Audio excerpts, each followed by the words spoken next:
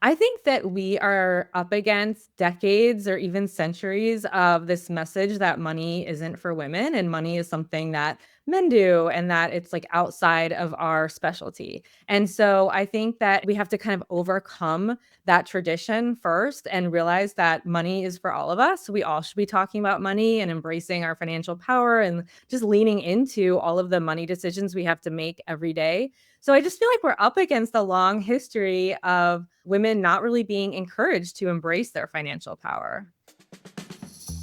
Welcome to Taking Care of Lady Business, where we have conversations about power, value, and success on your own terms.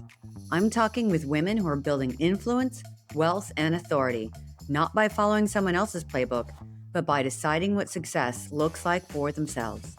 These are candid conversations, hard-earned perspectives, and no BS insight from women who aren't asking permission. They're setting the standard. I'm your host, Jennifer Justice. Most people call me JJ. Let's get into it.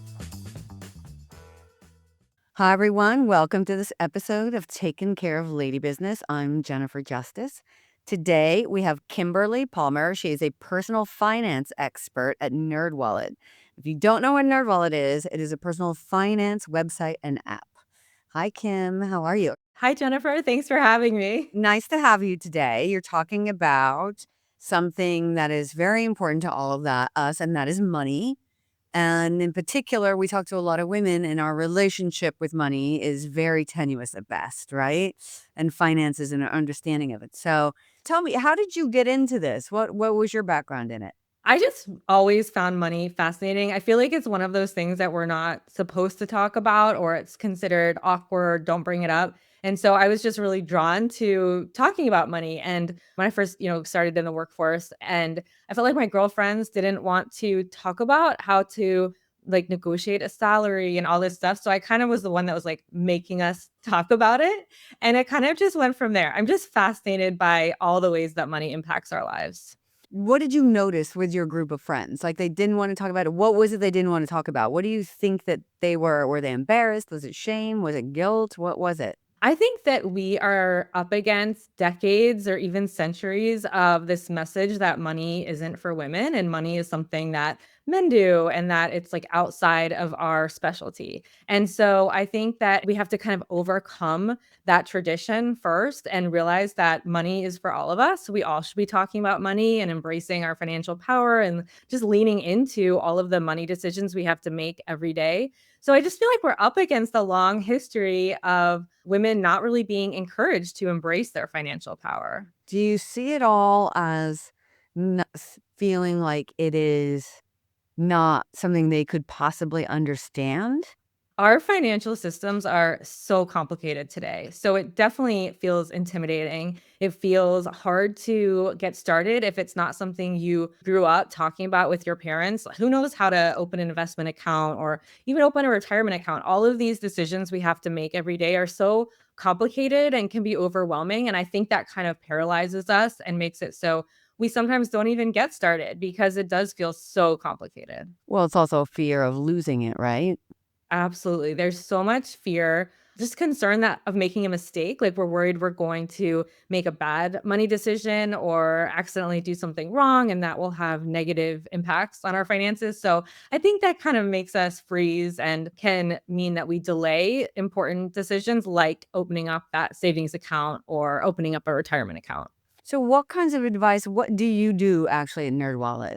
I talk about money all the time. So basically, I write about money, I talk about money, and I'm just encouraging us to all have these conversations with experts if you feel like you need a professional to help guide you. So basically, my goal is to help break down some of these complicated topics and make them a little easier to understand, a little less intimidating. So if you need to do something like start up an emergency fund, that sounds like a task you know how to complete. So basically that's our goal. That's my goal and that's our goal at Airdwell is just to make these money decisions a little bit easier. Where do you start though, right? And at what level are you talking about here? Well, that's a good question because we're all at different levels. And I think it's really about kind of like meeting us where we're at. So maybe we're at stage one where we've never even opened up a high yield savings account before or an investment account. And if that's the case, we're talking about some pretty basic steps. Let's figure out how to choose a bank account. Let's open it up. Let's figure out how to compare the different bank account options from fees to the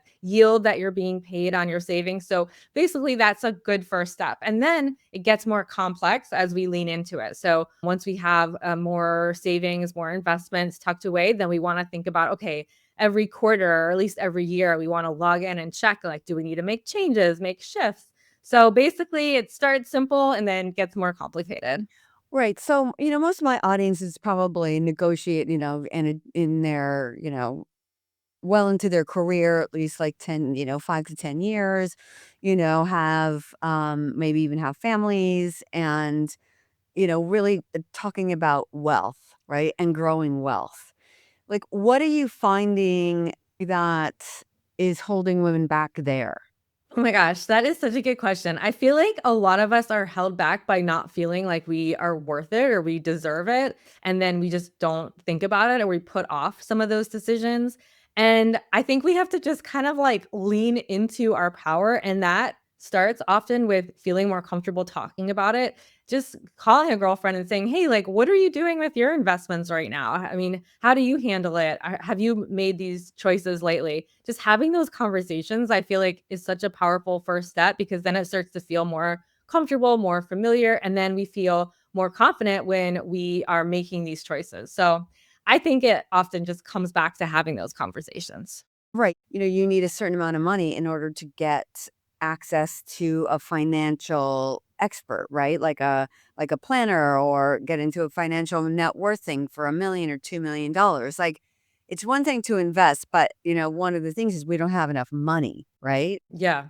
I think that the first step is deciding how much do you want to do yourself versus going to a professional and getting professional guidance. Because, of course, if you have $1 million, $2 million, you might want to lean on an investment advisor or someone that can give you that kind of guidance. But some people actually really embrace the do it yourself approach. And it's so possible and easy now with investment apps and, just easy access to making choices from home about what you're investing in. So if you are the kind of person that loves reading investment books, staying up on all the news and just leaning into that role, I mean, there's no requirement that you use a professional. You can certainly do it yourself. So I think that's the main first step is like deciding, okay, how much am I doing myself?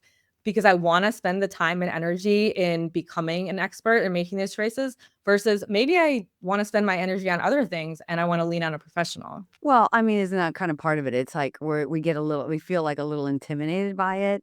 I know my personal story of why I wanted to start this podcast and help other women understand that we are all in the same boat with a lack of negotiation skill. Our salaries are lower. We have the gender pay gap. We're not meant to know as much. We're not, as many people in finance, et cetera. Was because I was on a call with somebody and I was being hired by a private equity company to help suss out another company, and they kept talking about dry powder, dry powder, dry powder, and I was like, "What is that?"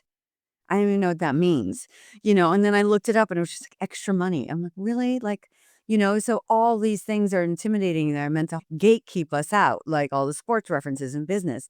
But, the thing is as we know, women don't have that much time.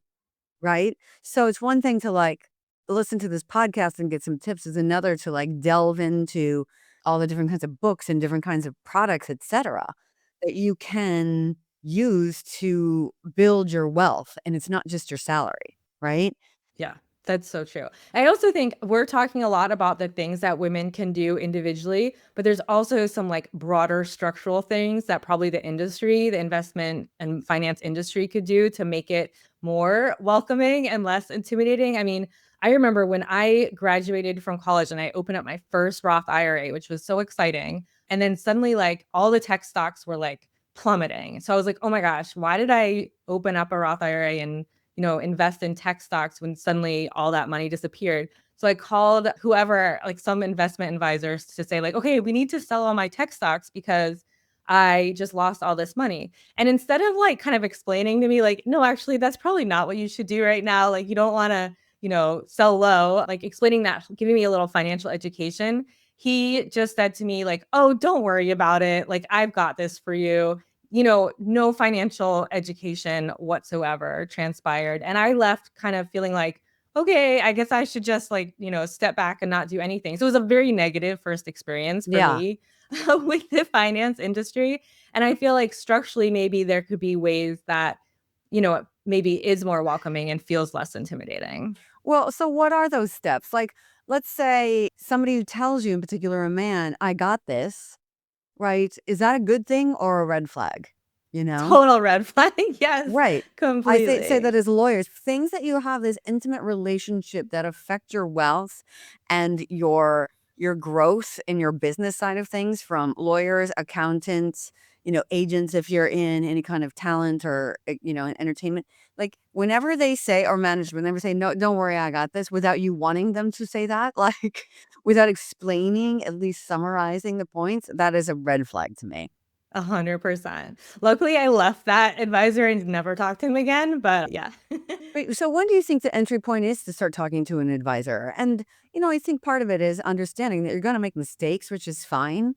I was so lucky in that my mom talked to me about this stuff like from a very early age. And she actually wrote me and my sisters a letter when I was in college that said, I want you to know the money mistakes that I made so you don't make them. And this is what I want you to do. And she basically told me as soon as I got my first job, which, a very like low wage or low earning job, she was like, "It doesn't matter how much you're making, like, you need to open up your retirement account and save even a little bit." So my mom really instilled that in me and my sisters, and she, like, warned me about too much credit card debt and, like, all those classic financial rules that she kinda passed on at a very early age to me, and I think that kinda gave me a heads up of what to watch out for and what to avoid. Right. Okay. So, what are other things that like to avoid? Yeah. Well, she told me basically when she and my dad bought their first house and had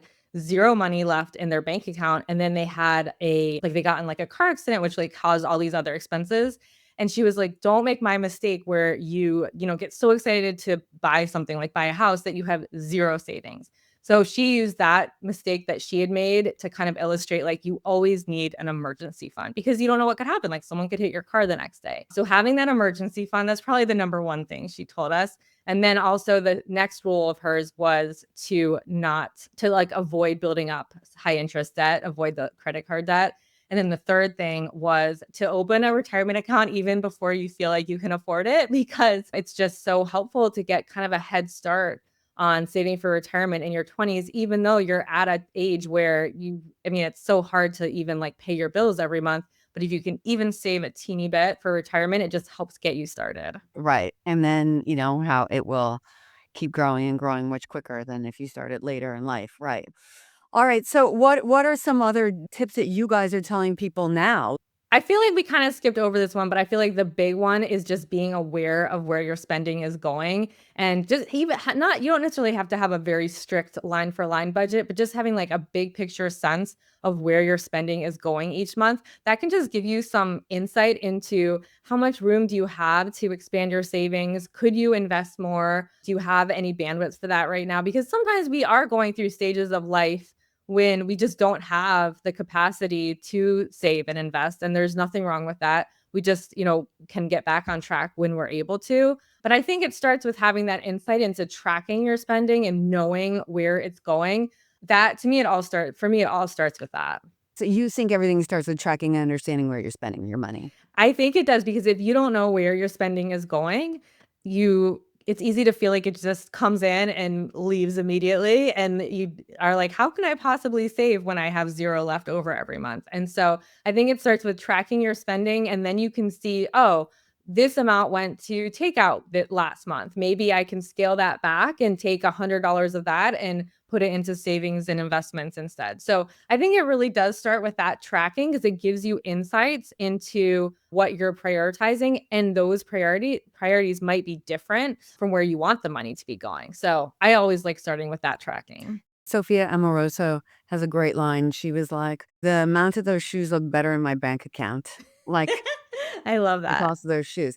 I think that is a trap that we get in. Like, we live in New York City. I live in New York City anyway. It's the lifestyle creep and the things that you need. Like, you don't go outside of New York City without spending $200 in a day. It's a lot of money, you know, just getting around, etc. So, are there certain percentages that you live by in this budgeting? 'Cause you also don't want to do line for line. Like, again, we don't have time. Like, We don't have time. But to answer your question, yes, I am a huge fan of a percentage-based approach. So I love the idea of the 50-30-20 budgeting breakdown, which basically means 50% of your take-home pay is going towards needs. That includes like your housing, your food, your transportation, 30% towards wants, and then 20% to any debt payments you have above the minimum and savings. And I think that 50-30-20 breakdown is really helpful because you're not wasting too much energy tracking every single penny, but it's giving you just a general sense of where your money is going. And there is a huge caveat, which is that for a lot of people who live in very expensive cities like New York or like where I live, DC, that you sometimes do have to spend more than 50% on your needs because housing is so expensive. And that's okay. Then we can adjust and have like a slightly different breakdown. Maybe you'll do 60-20-20, something like that. So you can make adjustments. But you're saying the savings debt payment should always be 20%. I think it's a really good goal. Of course, acknowledging that it's not always possible when we're going through, a tough time or, have a lower income period or something like that. But I think it's a good goal. I've always done also, and this for people who don't just get like a W-2, that's like my bonuses would go directly into investing and whatever. I wouldn't even touch them. And then, now when I have, I'm a single mom by choice with two kids that are 13 in New York City, now it's a different scenario, right? But because I did that when I didn't have them, it gave me a bigger cushion for when, I did.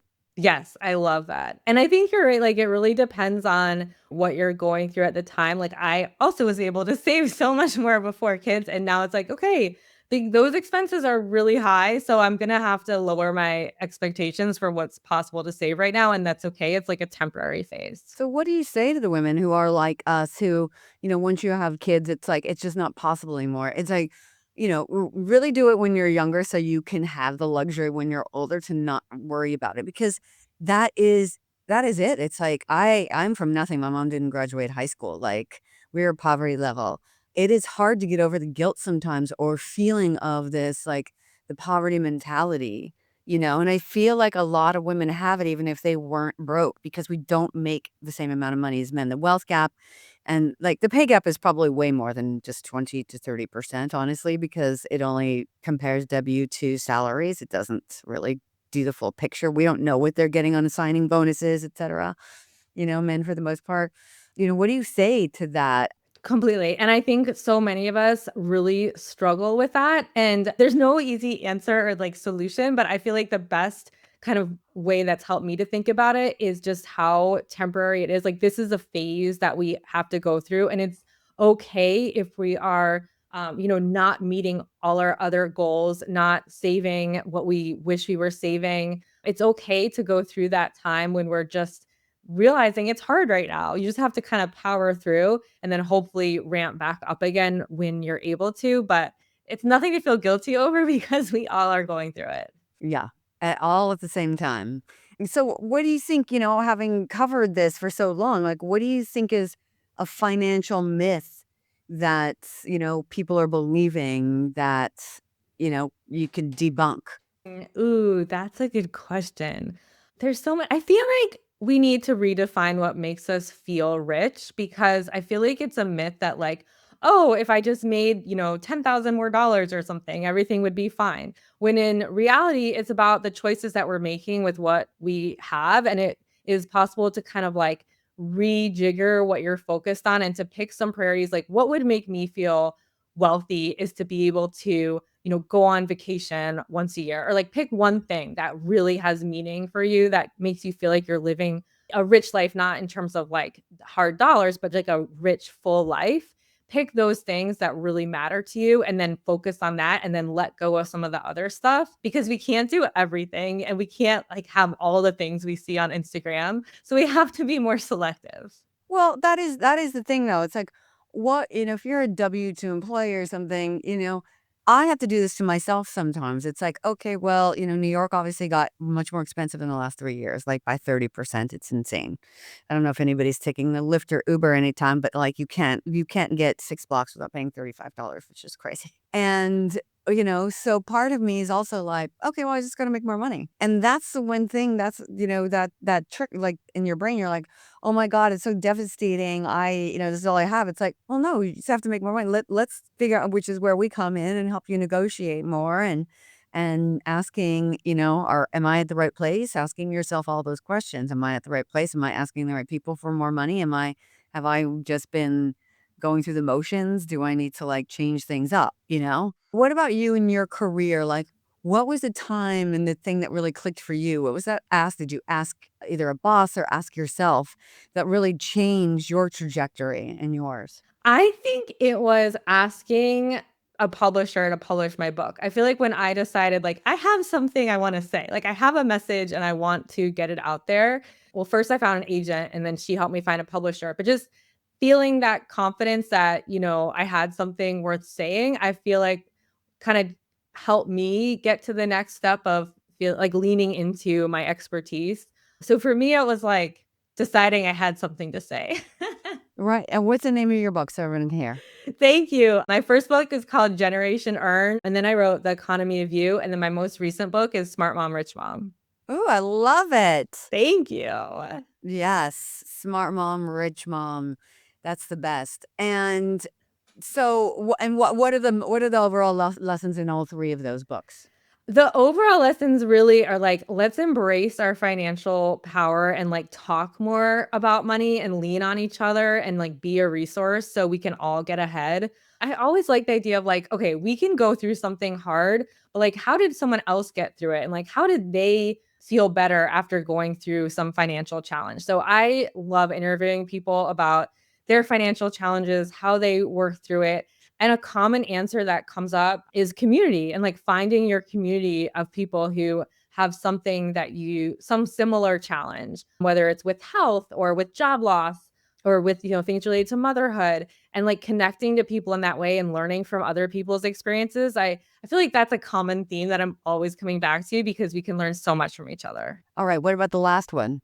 The last book, Smart Mom, Rich Mom. Okay, so I feel like that was all about the sandwich generation and like just how like so many of us are like, yes, we wanna do everything we can to support our kids, but then also sometimes our parents need help too. And like, how do we juggle those things? So that overall message was like, okay, how do we prioritize ourselves as we are also prioritizing everyone else and all of our responsibilities? And so it's a lot about like just making sure you set aside time to do basic check-ins like track that spending, set your financial goals. So just kind of figuring out how to find time for those important financial tasks amid all of those other responsibilities.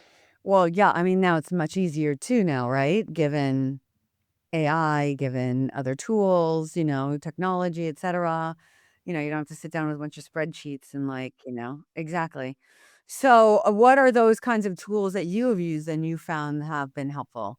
I really like using basic things like a spending app to track my spending. Of course, I use the Nervella app, but then also using things like Google Docs to coordinate with my kids, my husband, just making sure we're on the same page. I like to do like a deep dive into, no surprise, but I love to do a deep dive into our spending like at least once a month because little categories like ordering takeout for us or even like streaming services, like little categories like that seem like no big deal. They just can escalate, especially with kids, like, adding on extra services or extra premium, like, music streaming, and so I like to just comb through that and, like, pare that back and also explain to my kids, like, why we just can't, like, subscribe to everything that we wanna subscribe to, so just having those conversations, important. How old are your kids? 7, 13, and 16.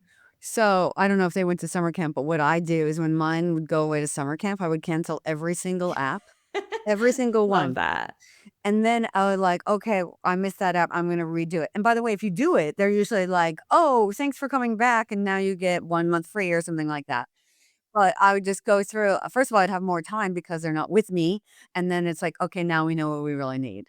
Because found out I had like 2 or 3 different like Disney apps under different emails and one a Hulu app, and Disney already had Hulu. Like it was crazy. And I had a bunch of different Apple ones too, and no one's ever gonna inform you of these things, right?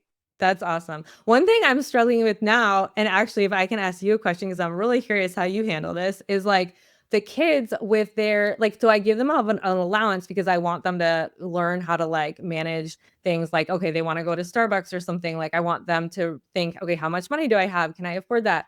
But then they're constantly like running out of their allowances. And I think the right thing to do is to say, like, well, that's it. Like, no, you can't like get takeout or get Starbucks. How do you handle allowances and all insurers and like all of that I piece? have Greenlight accounts and they've been investing for years. And so I'm like, look, everything that you power use all the time, you at least should get some of the money back.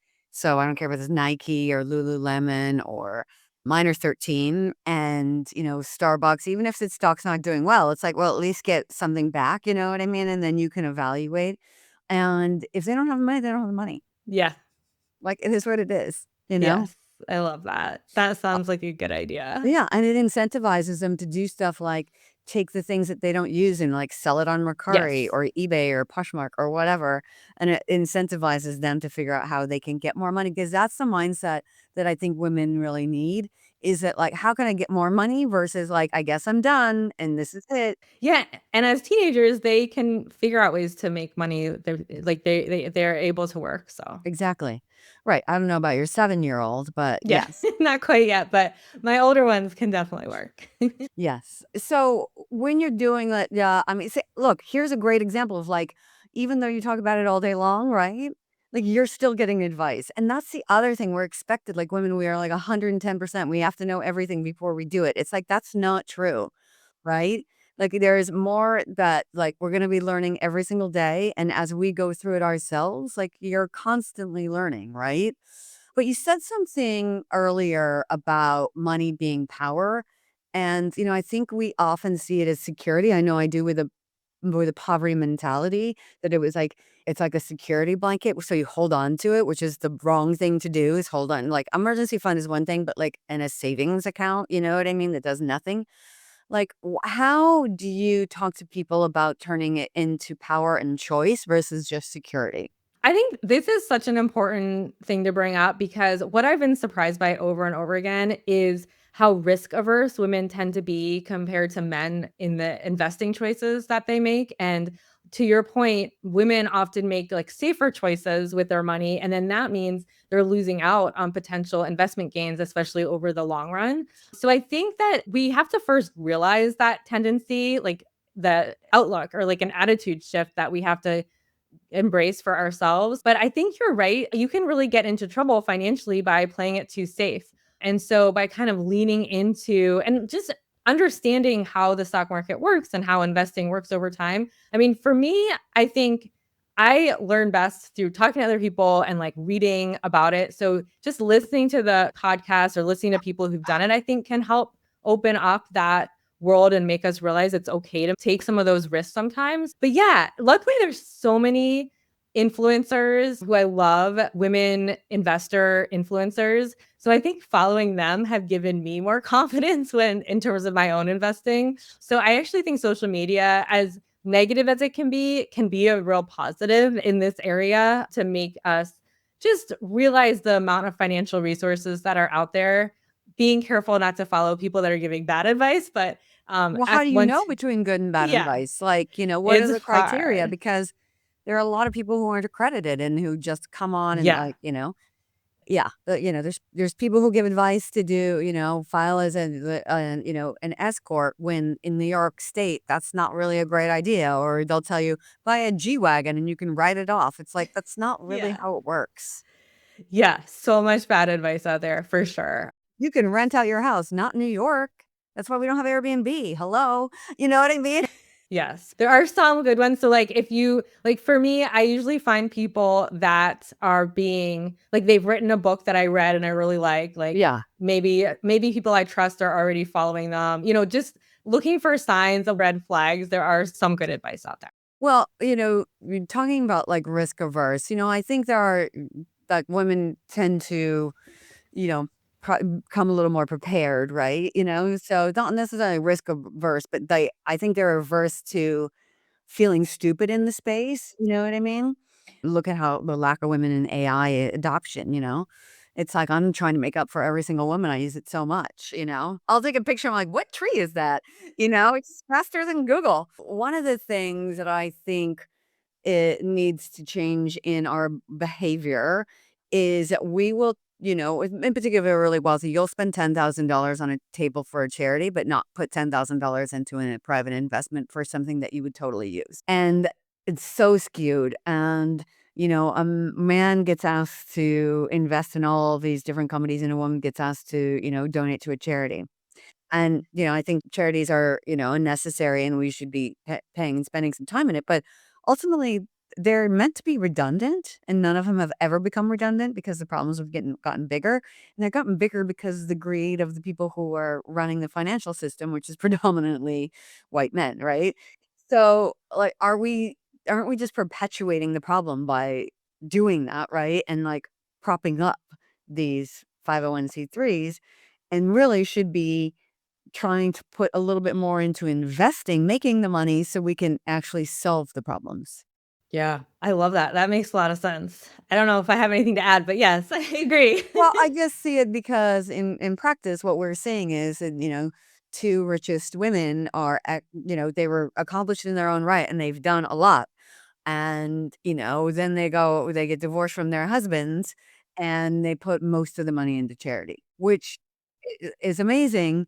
But could you imagine if they took that same amount of money, $100 million, and put it into female founded companies without all the gatekeeping, without all the questions in the same manner they do in the 501(c)(3)s, and like don't expect anything back because you don't expect anything back from the 501(c)(3) necessarily. You do in certain like ways that you spend it. I know from being on boards of them, but like, no, for the most part, could you imagine what you could get done, if you did it that way versus so it's just like things that like thinking about growing the wealth of women to then solve the problems that are out there that are not being solved. So when you're talking to people about donating versus investing, do you like in philanthropy, how is that come into play? Interesting. So I would say what I'm mostly talking about with when we talk about charity and donating is people are making decisions about their own spending and like how much of my spending should I allocate to charity. And it's less of a trade off between like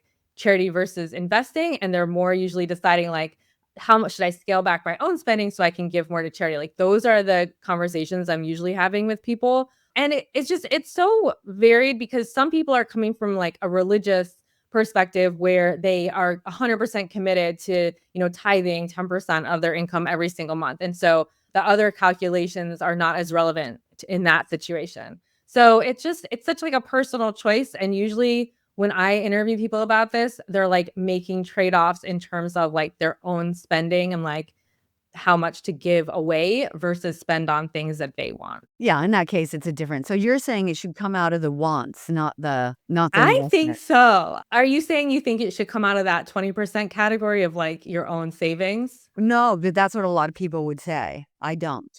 I think it's more of a want, like donate some money versus investment because if I keep investing, I'll be able to donate more out of my wants, you know? Totally. I have to share, like, I used to not talk about charity that much, and then I realized I need to talk about it more because I went to talk to my son's actual kindergarten class about, like, personal finance choices and financial literacy, and the only thing the kids wanna talk about is, like, "Well, how do we give back to others?" And I was like, "That is so sweet," and, like, I need to let that attitude inform my approach to financial literacy more because I had kind of, like, ignored that aspect of it, but the kindergartners reminded me that we should be more focused on that. Well, yes, but giving back can be actually while you're making money. We both give back a ton and make money doing it.